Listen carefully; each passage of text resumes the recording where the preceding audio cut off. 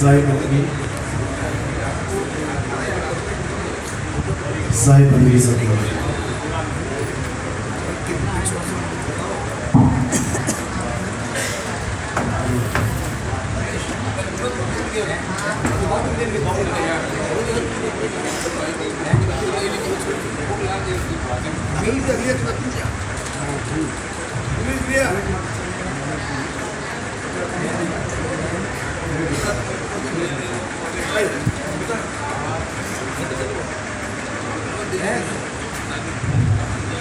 तो सबसे पहले परमात्मा के नाम का जयकारा लगाएंगे। बोलिए परमपिता परमात्मा की जय। बोलिए सतगुरु वैराग साहिब की जय। सदाई जय। बोलिए सब संतों की जय। सदाई जय। बोलिए सब भक्तों की जय। सदाई जय। सकल हंस को बंदगी साहेब बंदगी। तो आज मालिक की दया से बहुत ही भाग्यों वाला दिन है। जोधपुर शहर में जो परमात्मा का मूल ज्ञान यहाँ पे सत्संग के माध्यम से प्रचार हो रहा है, क्योंकि बहुत बड़े भाग होते हैं जीवों के जब इस मूल ज्ञान को कोई सुन पाता है, और उससे भी बड़े भाग होते हैं जब इस मूल ज्ञान को कोई समझ पाता है। सुनने वाले तो बहुत मिलते हैं, लेकिन समझ किसी किसी की आता है। इसीलिए साहब ने बोला लाखन में कोई समझ ना पाई है और कोटि मध्य जानेंगे, और कहें कबीर सुनो भाई साधो हमें बिरले हंस पहचानेंगे। लाखन में कोई समझ ना पाई है, यानी लाखों बंदा बैठा हो और ये मूल ज्ञान का सत्संग सुना दिया जाए तो उसमें से किसी को समझ में आने वाला नहीं है। लाखन में कोई समझ ना पाई है कोटि मध्य जानेंगे। करोड़ों लोगों के बीच में अगर ये सत्संग किया जाए तब जाके किन्हीं किन्हीं बिरले हंसों को ये समझ में आता है। कहें कबीर सुनो भाई संतो हमें बिरले हंस पहचानेंगे, यानी मेरी बात को कोई बिरला ही जान पाएगा, ये सबके बस की बात नहीं है। इसीलिए साहिब ने हर युग में आके जीवों को चेताने में कोई कमी नहीं छोड़ी, लेकिन जीव समझ ही नहीं पाए। वो उनकी बात को समझ ही नहीं पाए, क्योंकि वो यही सोचते रहे कि कबीर साहब तो हमें भक्ति से दूर करने आए हैं। वो कैसे? क्योंकि युगों युगों से जीव इन यज्ञों में, इन जप में, इन तप में, इन तीर्थों में, इन पूजा पाठ में, मूर्ति पूजाओं में, इसी में उलझा हुआ है। और जब वो सत्य की बात करते हैं, वो इन सबको त्यागने की बात करते हैं, तो सबको लगता है कि ये तो हमें भक्ति से दूर कर रहे हैं, ये तो हमें भगवानों से दूर कर रहे हैं, ये हमें देवताओं से दूर कर रहे हैं, हमारा तो पतन हो जाएगा, हम तो नरकों में चले जाएंगे, हमारे इष्ट देव हमसे नाराज हो जाएंगे। वो इन चीजों को समझ नहीं पाते। जबकि गीता में स्पष्ट लिखा है, अगर आप गीता को पढ़ोगे, गीता ही हमारा एकमात्र ऐसा ग्रंथ है जिसको स्वयं भगवान के द्वारा श्री मुख से बोला गया। बाकी जितने ग्रंथ हैं वो सब वेद व्यास द्वारा लिखे गए हैं, लेकिन ये ग्रंथ श्री मुख से बोला गया है। तो क्या बोला उसमें कि हे अर्जुन, जो भी देवी देवताओं की पूजा करते हैं, अध्याय 7 में, जो भी देवी देवताओं की पूजा करते हैं, जो भी पितरों को पूजते हैं, जो भी भूतों को पूजते हैं, वो अपनी अपनी पूजा के अनुसार उन्हीं के लोकों में चले जाते हैं। जो भूतों की पूजा करते हैं वो भूतों के बीच जन्म लेते हैं, जो पितरों की पूजा करते हैं वो पितरलोक में चले जाते हैं, और जो देवताओं की पूजा करते हैं वो देवलोक को चले जाते हैं। इन तीनों में से ही मुझे कोई प्राप्त नहीं कर सकता, क्योंकि ये तीनों ही मेरे यथार्थ स्वरूप को नहीं जानते। ये मुझे एक मनुष्य की भांति जानते हैं, ये मुझे तत्व रूप से नहीं जानते। कि असल में मेरा अस्तित्व है क्या। किस चीज की बात हुई वहां पे? आत्म तत्व की बात हुई। हे अर्जुन, मैं और तुम ये शरीर नहीं है। शरीर तो आत्मा के कपड़े हैं। असल में तुम भी आत्मदेव हो और मैं भी आत्मदेव हूं। हम दोनों ही आत्मदेव हैं और आत्मा अजन्मा है। आत्मा का किसी भी काल में ना तो जन्म होता है ना मृत्यु होती है। ऐसा कोई समय नहीं था जब ये राजा महाराजा यहाँ पे नहीं थे, और ऐसा कोई समय नहीं आएगा जब ये राजा महाराजा नहीं होंगे। किस रूप में नहीं होंगे? आत्म स्वरूप में हमेशा रहेंगे और शरीर रूप में नहीं होंगे। शरीर तो नाश हो जाएंगे, तुम्हारे द्वारा ये सब मारे जाएंगे, लेकिन केवल शरीर मारा जाएगा, आत्मा को कोई मार नहीं सकता। इसी आत्मा का ज्ञान करवाने के लिए बीच युद्ध में, इस युद्ध को रोक के अर्जुन को ये दिव्य ज्ञान दिया गया अध्याय 2 में, जिस अध्याय 2 का नाम रखा है गीता का सार। लेकिन हमें गीता का सार कुछ और ही पढ़ाया गया। आज हम गीता के सार का कोई कैलेंडर खरीदते हैं मार्केट से, तो गीता का क्या क्या सार बताया गया है उसमें कि तुम क्यों व्यर्थ की चिंता करते हो, तुम क्या लेके आए थे, तुम क्या लेके जाओगे, जो कुछ पाया यहीं से पाया और जो कुछ छोड़ोगे यहीं छोड़ दोगे। इसको गीता का सार बना के सारे भारतवर्ष में बांटा जा रहा है, जबकि ये गीता का सार है ही नहीं।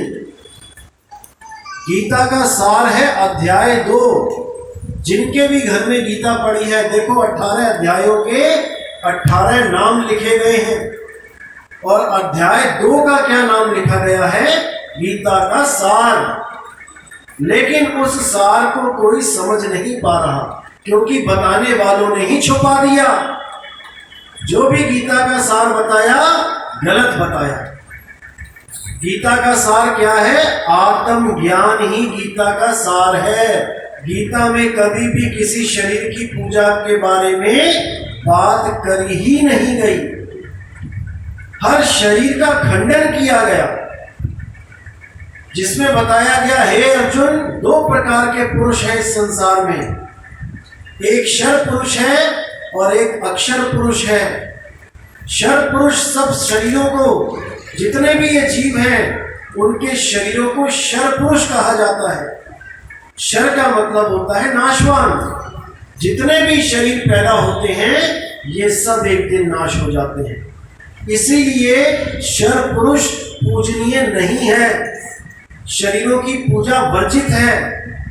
और इन शरीरों में रहने वाला जो अक्षर पुरुष है, वो जीव है, वो अविनाशी जीव है। लेकिन अविनाशी होने के बावजूद वो 1,84 में भटक रहा है। इसलिए हे अर्जुन, ये दोनों ही पुरुष पूजनीय नहीं है। इन दोनों में से किसी की भी पूजा नहीं करनी है। उत्तम पुरुष तो अन्य है। जो तीसरा पुरुष बताया गया है वो अन्य है। वो ना तो कभी जन्मता है, ना ही वो कभी मरता है, और ना ही वो कभी जन्म मरण में भटकता है। उसी को उत्तम पुरुष, उसी को पार ब्रह्म बोला गया। उसी की साधना करने का आदेश गीता में भी है, और उसी को सब संतों ने अपनी वाणियों में प्रदर्शित किया। इसीलिए नानक साहब ने बोला कि ताती वाव न लागई पार ब्रह्म शरणाई, कि जो पार ब्रह्म परमात्मा की साधना करते हैं उनको तत्ती वाव यानी कि गर्म हवा नहीं लगती। कौन सी गर्म हवा? गर्म हवा ये बाहर वाली नहीं, वो तो आपको एक एसी भी बचा लेगा उस गर्म हवा से। गर्म हवा है जठर अग्नि की हवा, गर्म जून की हवा, जहां पर आपको उल्टा लटका दिया जाएगा और वहां पर खून में, पेशाब में, मलमूत्र में आपको उल्टा लटकना पड़ेगा 9 महीने तक। उसी को वैतरणी नदी बोला गया है। गरुड़ पुराण में वैतरणी नदी का जिक्र है कि खून की नदी जिसमें आपको डुबाया जाएगा। तो वही वो खून की नदी है जहां पे आपको उल्टा लटकाया जाएगा। लेकिन अगर उससे बचना है तो आपको गुरु की शरण में आना पड़ेगा। और गुरु की महिमा तो संतों ने चीख चीख के पुकार पुकार के गाई है, लेकिन हम गुरु को समझ नहीं पाते। बहुत से लोग समझते हैं कि हम भी आदमी हैं, गुरु भी आदमी है, हमें गुरु बनाने की क्या जरूरत है। वो ये नहीं समझ पाते कि गुरु किसी इंसान को नहीं कहते हैं। गुरु का मतलब है अंधकार से प्रकाश की ओर ले जाने वाला। गुरु बोले अंधकार, गुरु बोले प्रकाश। जो आपके बुझे हुए दीपक को प्रकाशित कर दे वही गुरु है। लेकिन हम अज्ञानता में एक देही को गुरु मान बैठते हैं, हम आदमी को गुरु मान लेते हैं, जबकि गुरु ज्ञान है। ज्ञान ही गुरु है, ज्ञान ही आपको हर जगह बचाता है। आपको कोई बीमारी लगी है तो आप ज्ञान के द्वारा दवाई ले सकते हैं। डॉक्टर के पास जाएंगे, डॉक्टर के पैर छूते रहो सारी उम्र, आप ठीक नहीं हो पाओगे। डॉक्टर अपने ज्ञान के द्वारा जो औषध आपको दे देगा वो काम करेगी, उससे आपकी बीमारी दूर होगी। बचपन से लेके आज तक आपने जितने भी गुरु किए हैं, आज एक भी गुरु आपके साथ नहीं है, लेकिन उन सब गुरुओं का ज्ञान आपके साथ है।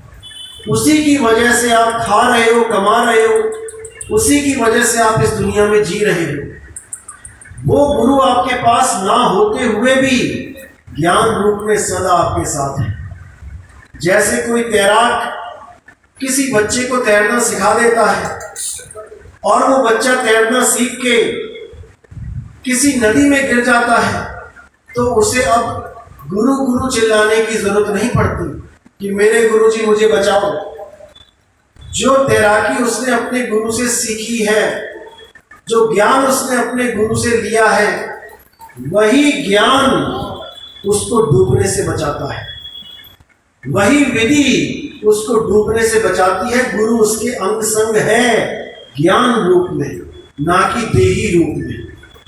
इसीलिए गरीबदास ने बोला कि नानक का पिंजड़ा पड़ा और वो दादू की देह, और इनमें सतगुरु कौन है वो को बड़ा संदेह।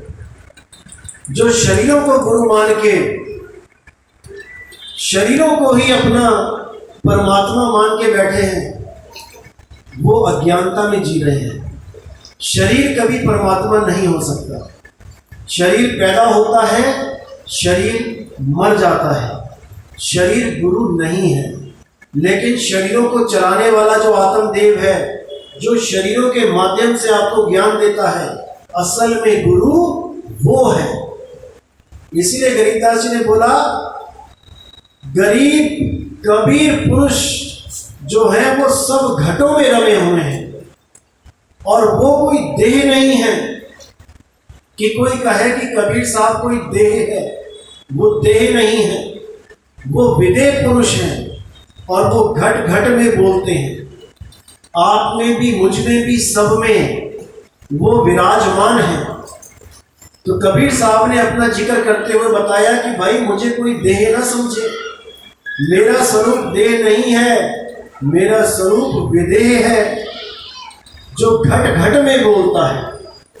तो साहिब कहते हैं, कक्का केवल नाम है, बब्बा ब्रह्म शरीर, और रारा सब में रम रहा वाको नाम कबीर। वो रारा सब में रम रहा है, वो रमता राम है, एक भी उससे खाली नहीं है। चाहे कोई हिंदू है, चाहे कोई मुसलमान है, चाहे कोई सिख, चाहे कोई ईसाई, चाहे वो किसी भी धर्म जात का है, किसी भी पंथ का है, वो रमता राम सब में रम रहा है। उसी रमता राम को आत्म राम कहते हैं।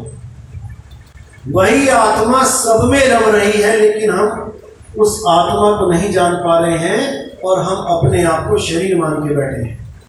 अब हम अपने आप को शरीर मान के बैठे हैं तो हम शरीरों के पहनावों पे भी ध्यान देते हैं। किसने पगड़ी पहनी है, किसने दाढ़ी रखी है, किसने सफेद कपड़े पहने, किसने हरे पहने, किसने नीले पहने धर्म के अनुसार। ये सब जितना भी है ये सब बाहरमुखी ज्ञान है। अगर ये अक्षर ना होते, जितने भी अक्षर आज हम बोलते हैं, का खा गा, ए बी सी, ऊड़ा एड़ा इड़ी, अलिफ बे ते पे, जितने भी ये अक्षर हैं जो इंसानों ने बनाए, क्योंकि एक समय ऐसा था जब कोई अक्षर नहीं थे, इंसान आदिमान था और जानवरों की तरह रहता था। कोई अक्षर नहीं, कोई भाषा नहीं, कोई कपड़े नहीं, जानवरों की तरह नंगा घूमता था, पेड़ों से फल खाता था, जानवरों को मार के शिकार करता था, कंदमूल खाता था। तब कोई अक्षर नहीं था, कोई नाम नहीं था। तब कौन सा धर्म था? मुसलमान का माँ कहाँ से आया? हिंदू धर्म का हा कहाँ से आया? ईसाई का ई कहाँ से आया? और सिख का सा कहाँ से आया? ये सारे ही अक्षर तब नहीं थे। तब आपका कोई नाम नहीं था, तब आपके किसी भगवान का नाम नहीं था, तब अल्लाह का आ भी नहीं था और राम का रा भी नहीं था। लेकिन धीरे धीरे इंसान ने अपनी बुद्धि के द्वारा अपने मुंह से निकलने वाली सारी आवाजों को एक रूप दे दिया। गले से आवाज निकली आ, तो उसको एक रूप दे दिया आ। बड़ा आ, उसमें एक डंडा लगा दिया, बड़ा आ हो गया। का को एक रूप दे दिया, रा को रूप दे दिया। जितने भी आवाजें इस मुंह से वो निकाल सकता था, उसने हर प्रकार की आवाज को एक रूप दे दिया और उसी आवाज को सबको बता दिया कि जब भी मैं ये बोलूं तो ये लिखना है। आज भी हमारे स्कूलों में बच्चों को यही पढ़ाया जाता है, बच्चों लिखो आ, तो सब बच्चे वही लिखते हैं, एक सी भाषा लिखते हैं। बच्चों को लिखो का, तो एक सी भाषा लिखते हैं, एक सा अक्षर लिखते हैं। इन्हीं अक्षरों के द्वारा सारे नाम बनाए गए, सारी दुनिया में जितनी भी चीजें दिखाई देती हैं उनके नाम लिखे गए, उन्हीं को सारी दुनिया में सारे देशों में प्रचलित किया गया अपनी अपनी भाषाओं के अनुसार। हिंदुस्तान में हिंदी भाषा, अरब देश में अरबी भाषा, जापान में जापानी भाषा, अलग अलग भाषाओं के ये नाम लिखे गए, ये नाम बनाए गए। और अपने देश के जितने भी बच्चे थे, जितनी भाषाओं के बच्चे थे, सबको एक सा ही ज्ञान दे दिया गया कि कल को ऐसा ना हो कि मैं बोलूं कि पानी लेके आओ और वो कोई जूता चप्पल उठा के ले आए। सबको एक सा ज्ञान दे दिया गया कि पानी बोलना है तो ये पानी है और सबके लिए यही है। अगर मैं कहूं कि गिलास, तो सबके लिए यही है, ताकि कल को आपस में झगड़ा ना हो। हर वस्तु का एक ही नाम सबको रटा दिया गया, इसलिए आज कोई झगड़ा नहीं। अगर कोई कहता है सोने को कि ये सोना है, तो हिंदू, मुस्लिम, सिख, ईसाई सब हामी भर देंगे कि हाँ ये सोना है। क्यों? क्योंकि सबको एक सा ही ज्ञान दे दिया गया, कोई झगड़ा नहीं है। हिंदू बोलेगा मुझे पानी पिलाओ और मुसलमान पानी का गिलास लेके जाके पानी पिला देगा, कोई झगड़ा नहीं है। ईसाई बोलेगा मुझे हवा चाहिए, तो सिख पंखा चला देगा, हवा मिल जाएगी, कोई झगड़ा नहीं है। क्योंकि अक्षरों का ज्ञान सबको समान है, क्योंकि सबको एक से ही अक्षर रटवा दिए गए हैं। अब झगड़ा कहां पे है? जब बात चलती है राम की, जब कोई कहता है राम भगवान है, तब मुसलमान कहता है नहीं, अल्लाह भगवान है। फिर ईसाई आता है, कहता है नहीं, तुम दोनों ही गलत हो, गॉड है परमात्मा। और फिर सिख आ जाता है, कहता ना भाई ना, वाहेगुरु है परमात्मा। यहां पे झगड़ा भारी हो जाता है। इसीलिए साहब ने कहा संतों, घर में झगड़ा भारी, ये है झगड़ा। अब ये झगड़ा क्यों है, इस पे विचार करना है। क्योंकि बाकी जितनी भी चीजें हम बोलते हैं वो हमें दिखाई देती हैं। मैंने कहा वो सूरज है, वो सारी दुनिया को रोशनी देता है, हिंदू भी हामी भरेगा, मुसलमान भी हामी भरेगा, सिख भी हाँ कहेगा, ईसाई भी हाँ कहेगा। क्यों? क्योंकि सूरज चारों को दिखाई दे रहा है। मैंने कहा कि रात में चांद उगा है, चारों हामी भर देंगे कि हाँ रात में चांद उगा है। क्यों? चांद दिखाई दे रहा है। अब झगड़ा किस बात पे होता है? जो चीज दिखाई नहीं दे रही है। ना तो किसी ने राम को देखा, ना किसी ने अल्लाह को देखा, ना किसी ने गॉड को देखा, और ना देखा किसी ने वाहे गुरु को। अब जो चीज दिखी नहीं, झगड़ा उसका है कि मेरा अल्लाह बड़ा, मेरा वाहे गुरु बड़ा, मेरा गॉड बड़ा, मेरा राम बड़ा, और देखा किसी ने भी नहीं चारों में से। किसी को पूछो देखा है कभी, तो क्या कहेंगे? ना भाई देखा नहीं, हमारे ग्रंथों में लिखा है। अरे ग्रंथों में लिखा है तो उसको पाने की विधि भी लिखी है, उस पे तो कोई विचार नहीं कर रहा है। उसको कोई नहीं जान पा रहा कि अगर ग्रंथों में अल्लाह लिखा है तो उसके बारे में क्या लिखा है, कैसे प्राप्ति होगी। अगर गीता में आत्मा के बारे में लिखा है तो आत्मा की प्राप्ति कैसे होगी। गुरु ग्रंथ साहब में क्या ज्ञान लिखा है परमात्मा के बारे में, वाहिगुरु के बारे में कैसे प्राप्ति होगी, वो किसी को समझ में नहीं आ रहा। गुरु ग्रंथ साहब में भी यही लिखा है, आत्म में राम, राम में आत्म, चीनस गुरुमुख विचारे, आत्म देव पूजिए, गुरु के पाए सुहाए। गुरु ग्रंथ साहब चीख चीख के कह रहा है कि आत्म देव पूजिए। अगर कोई पूजने योग्य है तो वो आत्म देव है, जीव आत्मा नहीं। जीव तो हम सब हैं। जग में जीवी अनंत न जाने पीव को, और बहुत कहा समझाए 84 के जीव को। जीव अपने आप को जब पहचानेगा आत्म स्वरूप में, तब उसकी अवस्था बदलेगी, और तब वो अपने आप को आत्मदेव मानेगा, आत्मदेव समझेगा, और तब जाके आत्म में राम, राम में आत्म वाली स्थिति बनेगी। फिर उसे किसी से झगड़ा करने की जरूरत नहीं पड़ेगी, क्योंकि अल्लाह वाहिगुरु गॉड भगवान ऐसी चीज नहीं है जो मरने के बाद मिलती है। इस चीज को दिमाग से निकाल देना। कहते हैं कि जिसने भी प्राप्ति करी आज तक, जीते जी करी। लोग कहते हैं अल्लाह को जीते जी नहीं पाया जा सकता। क्यों भाई? मोहम्मद साहब के बारे में बताते हैं कि मोहम्मद साहब अल्लाह से जब बात करते थे तो वो एक पहाड़ के ऊपर चढ़ जाते थे। पहाड़ के ऊपर चढ़ने के बाद वो अल्लाह से बात करते थे। अब वो लिख तो दिया लिखने वालों ने, लेकिन समझ नहीं पाए पढ़ने वाले। ऐसा कौन सा पहाड़ है जिस पे चढ़ के अल्लाह से बात होती है? अगर अल्लाह से बात करने के लिए पहाड़ पे ही चढ़ा जाए तो यानी कि अल्लाह की आवाज पहाड़ से नीचे नहीं आ सकती। अगर अल्लाह की आवाज पहाड़ तक ही पहुंच रही है, नीचे नहीं आ रही है, तो इसका मतलब कुछ गलत है, यहाँ पे गड़बड़ है।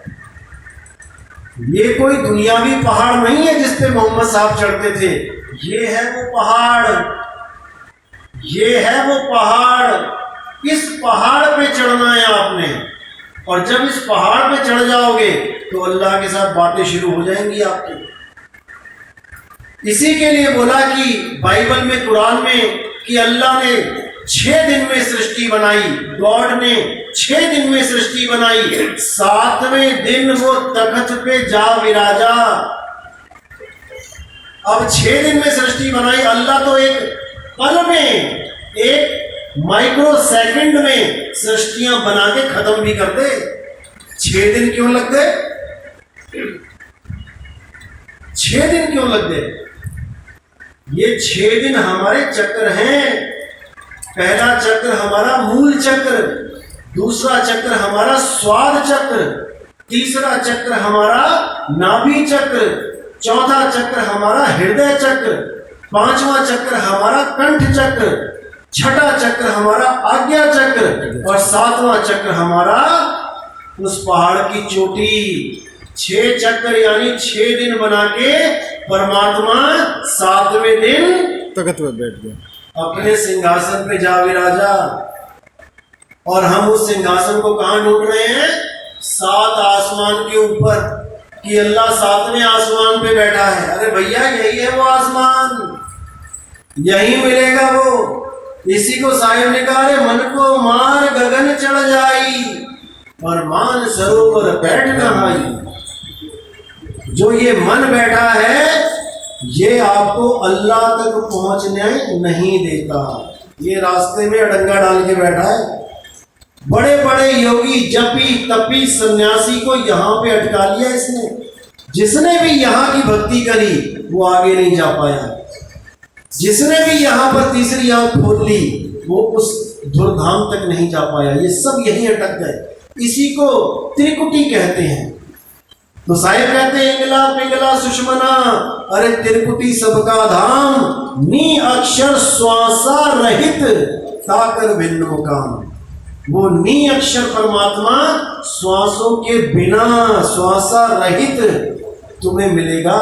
श्वासों का जाप करने की जरूरत नहीं पड़ेगी। गोरखनाथ त्रिकुटी में ध्यान लगा के बैठते थे तो साहिब ने बोला, अरे इंगला बिन से पिंगला बिन से सुषमन नाड़ी, कहें कबीर सुनो रे गोरख, कहाँ लगाई हो ताड़ी। जब ये शरीर छूटेगा तब कहाँ ताड़ी लगाओगे।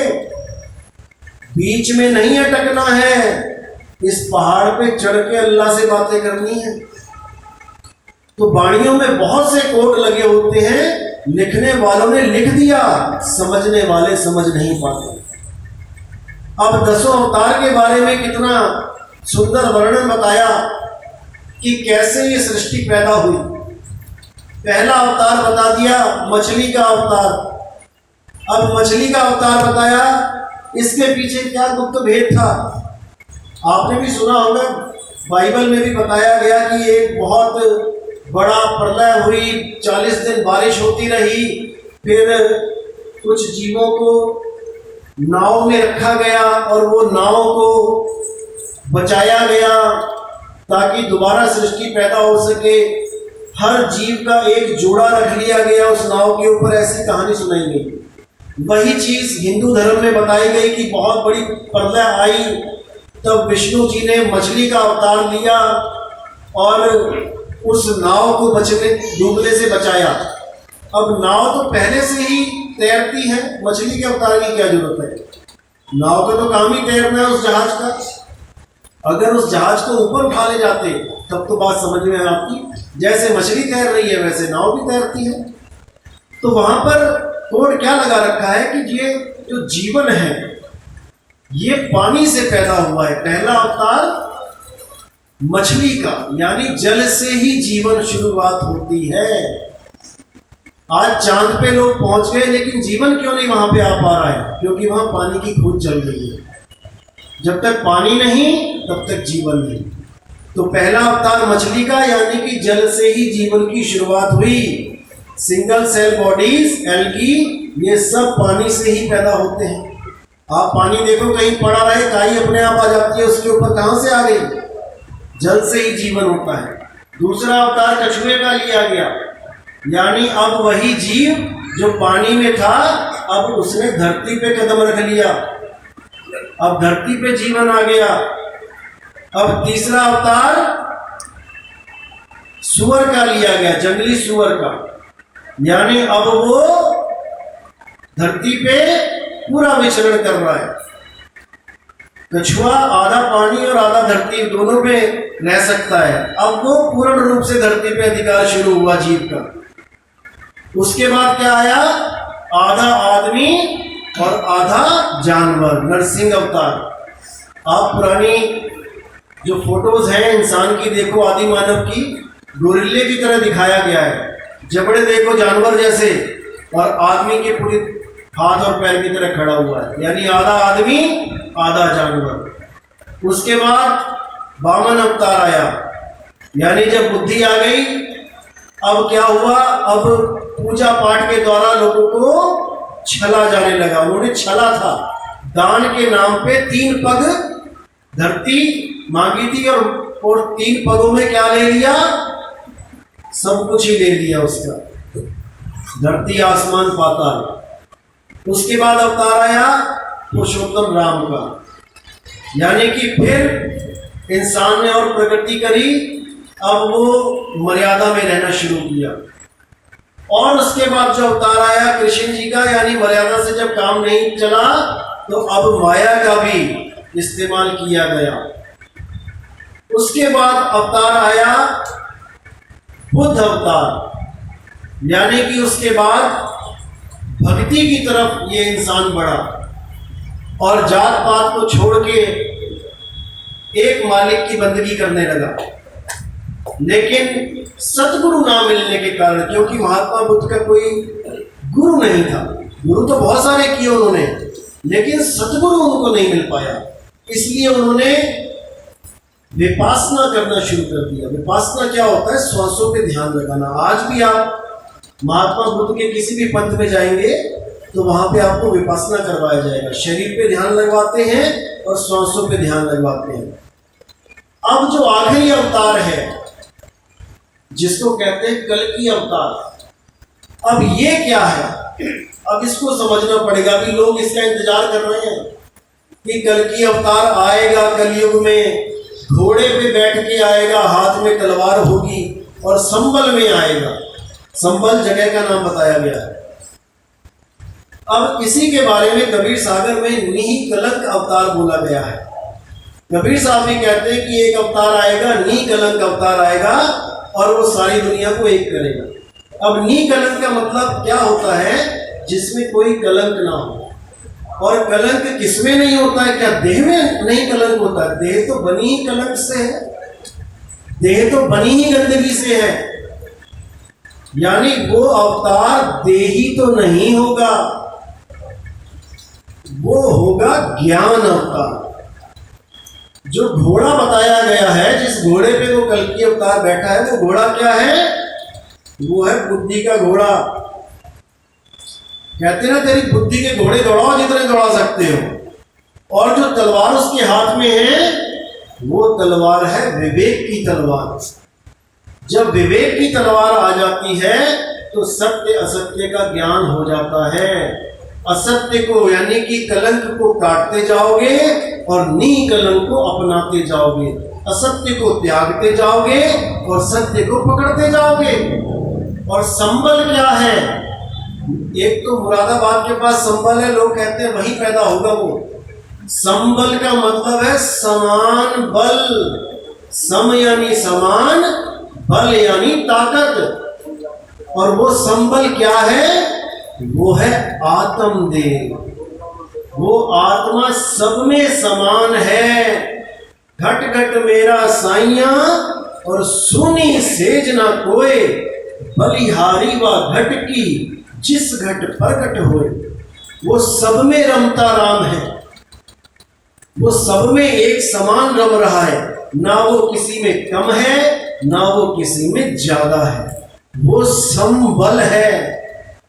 लेकिन शरीर के हिसाब से देखोगे तो शरीर तो संबल नहीं हो सकता। शरीर तो किसी में बल ज्यादा है और किसी में कम है। तो ये सारी जितने भी संत महात्मा वाणियां लिखते हैं, इनमें गुप्त कोड लगे होते हैं। इनको वही समझ पाते हैं जो विवेकी होते हैं। जैसे वेद व्यास जी ने कितने ग्रंथ लिखे, कितने पुराण लिखे। जब शिव जी का ग्रंथ लिखा महाशिव पुराण, तो शिव जी को परमात्मा बता दिया। विष्णु जी का ग्रंथ लिखा विष्णु महापुराण, तो विष्णु जी को परमात्मा बना दिया। जब माता भगवती का लिखा तो वो तीनों को बच्चे बना दिया और माता से सारी सृष्टि बनवा दी। अब इसके पीछे राज क्या था? बंदा एक, ग्रंथ उसी ने लिखे, लेकिन अपनी ही बातों को काटते जा रहे हैं। विष्णु महापुराण में शंकर जी को बिल्कुल नीचा दिखा दिया कि शंकर जी तो कुछ है ही नहीं। और शिव महापुराण में विष्णु जी को दिखा दिया कि विष्णु और ब्रह्मा कुछ भी नहीं है। माता के पुराण में माता के अलावा तीनों को ही बता दिया कि वो तो कुछ भी नहीं है। आखिर एक ही आदमी ऐसा कैसे कर सकता है? इसके पीछे भी गुप्त भेद है, इसको समझना है। क्योंकि ये झगड़ा आज हिंदू धर्म में भी फैला हुआ है। पार्टियां बन गई हैं, यूट्यूब पे जाके देखोगे तो एक दूसरे से झगड़ा कर रहे हैं। वो शिव पुराण महापुराण की बात करके कह रहे हैं कि नहीं तुम्हारा विष्णु जी तो छोटा है, हम तो भोले शंकर महाकाल की पूजा करते हैं। और एस्कॉन वाले वो कहते हैं नहीं ये तो कुछ भी नहीं है, हमारे कृष्ण जी सबसे बड़े, वही परम पिता परमात्मा है। झगड़े चल रहे हैं आपस में ही। क्यों चल रहे हैं झगड़े? अज्ञानता के कारण। वेद व्यास जी ने बहुत गुप्त तरीके से इस भेद को खोला है, लेकिन कोई ज्ञानी जीव ही इस भेद को समझ पाएगा। जब उन्होंने शिव महापुराण की बात करी तो उन्होंने कहा कि शिव ही ब्रह्म है जो तीनों गुणों से ऊपर है। अब यहां पर शिव जी को ब्रह्म बोला गया, और जब विष्णु जी की बात चली विष्णु महापुराण में तो उन्होंने कहा विष्णु जी ही ब्रह्म है। माता की बात चली तो उन्होंने ये बोल दिया कि माता ही ब्रह्म स्वरूपिणी है। अगर वो आपके नाम का भी कोई ग्रंथ लिख देते, मानो किसी का नाम सूरज है तो अगर वो सूरज महापुराण लिखते तो वो कहते सूरज ही ब्रह्म है, क्योंकि आप सब भी ब्रह्म ही हो।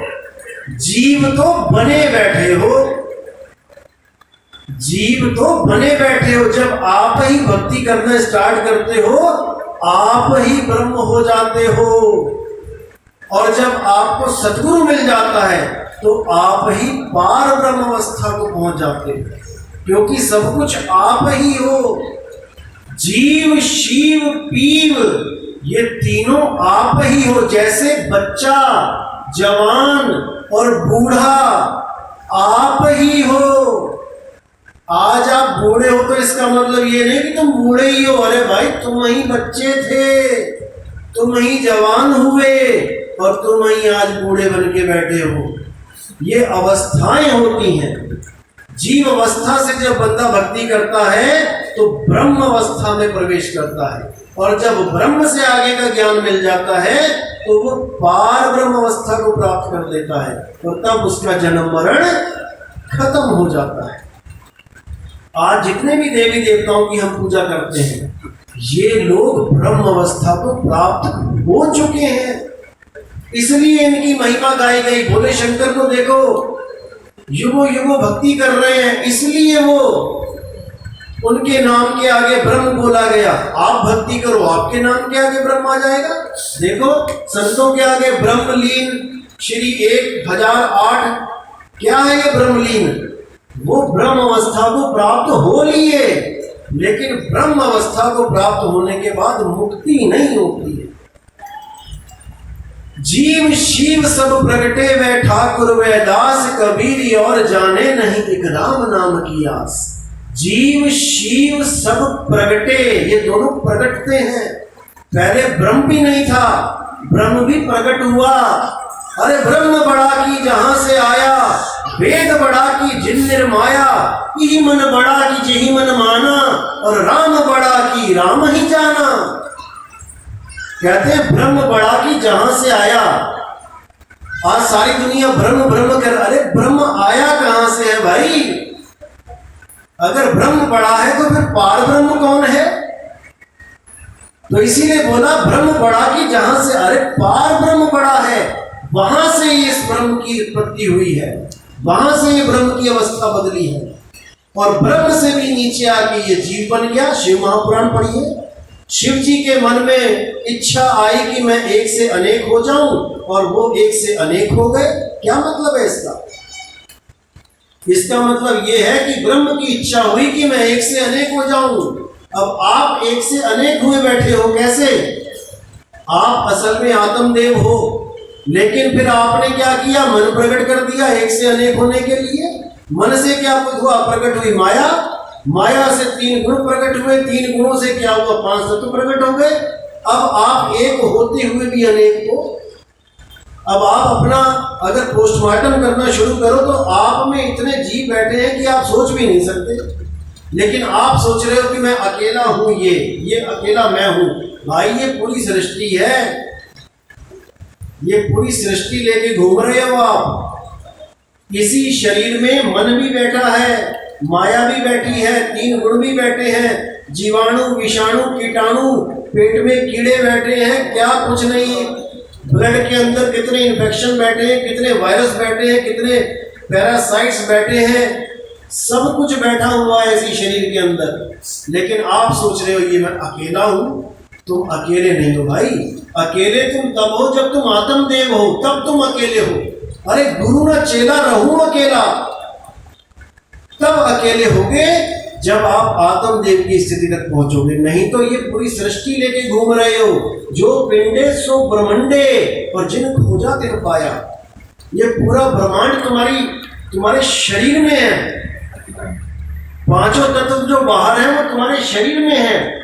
मिट्टी से तुम्हारी काया बन रही है, हड्डियां, मांस। पानी से तुम्हारा खून बना हुआ है, थूक, लार, आंसू, पसीना। अग्नि से तुम्हारा टेम्परेचर बना हुआ है, डॉक्टर मुंह में थर्मामीटर लगा के टेम्परेचर देखता है, अग्नि है। वायु से तुम्हारी सांसें बनी हुई है, सांस ले रही है, आ रही है, जा रही है। और आकाश तत्व से तुम्हारा विचार, तुम्हारा मन बना हुआ है। यही पांचों तत्व आपस में मिलके एक काया रूपी एक मूर्ति गढ़ी हुई है।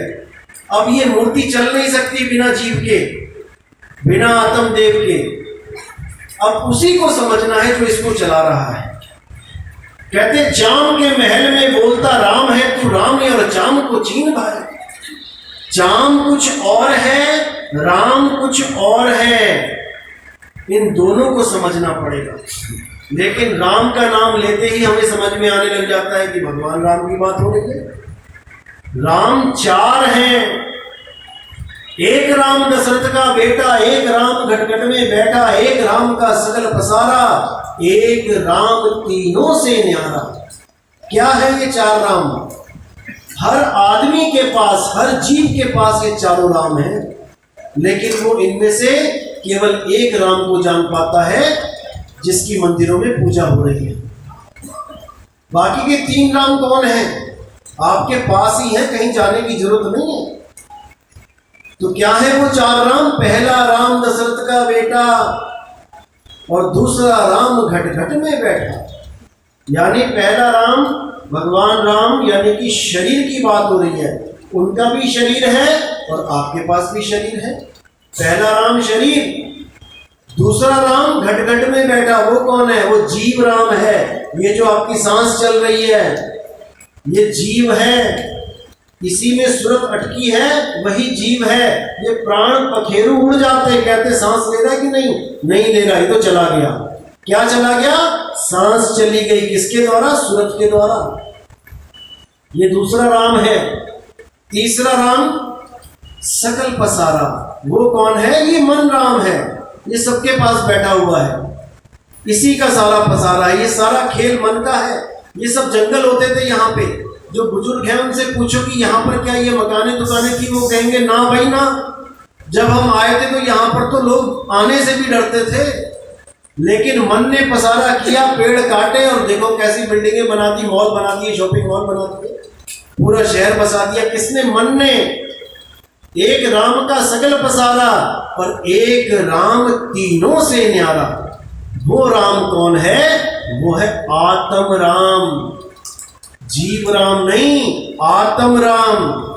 जिस आत्म राम के लिए बोला है आत्म ज्ञान बिना नर भटके, कभी मथुरा कभी काशी, और जल में मीन प्यासी, मोह देखत आवे हंसी। उसी आत्म राम में परमात्म राम का वास है। आत्म चीने परमात्म चीने, संत कहावे सोए, और यह भेद काया से बाहर बूझे बिरला। उसी आत्मा में परमात्मा का वास है, जैसे दूध में घी का वास है। दूध में ही घी है और घी में ही दूध के कण हैं। ये एक दूसरे से अलग नहीं हो सकते। इसी प्रकार आत्म में राम, राम में आत्म, चीनस गुरुमुख विचार। उसको कोई गुरुमुख ही जान पाता है और उसको प्राप्त कर पाता है। उसी आत्म ज्ञान के लिए गीता में अध्याय 3 17वां श्लोक क्या कहता है और 14-15 क्या बोलते हैं कि भाई बहुत से ग्रंथों में, वेदों में, पुराणों में भगवान की पूजाओं के बारे में अलग अलग विधियां बताई गई हैं। यज्ञ करो, जप करो, तप करो, देवताओं को प्रसन्न करो, देवता प्रसन्न होते हैं तो वर्षा होती है, वर्षा से अन्न होता है, अन्नों से जीव की उत्पत्ति होती है, अन्न से जीव पलते हैं। किंतु परंतु 17वां श्लोक, जो जीव, जो आदमी, जो इंसान अपनी आत्मा में संतुष्ट रहता है, अपनी आत्मा में रमण करता है, आत्मज्ञान को प्राप्त करने के लिए लगा रहता है, उसके लिए कोई भी अन्य धर्म, धार्मिक कर्तव्य लागू ही नहीं होता है। उसको किसी मंदिर में जाने की जरूरत नहीं है, उसको किसी पूजा पाठ करने की जरूरत नहीं है, उसको कोई तीर्थ मूर्त जप तप व्रत करने की जरूरत नहीं है, उसको कोई मंत्र जपने की जरूरत नहीं है। वो केवल अपनी आत्मा को जान ले और उसी आत्मा में परमात्मा का वास है और वो परमात्मा जरूर मिलेगा।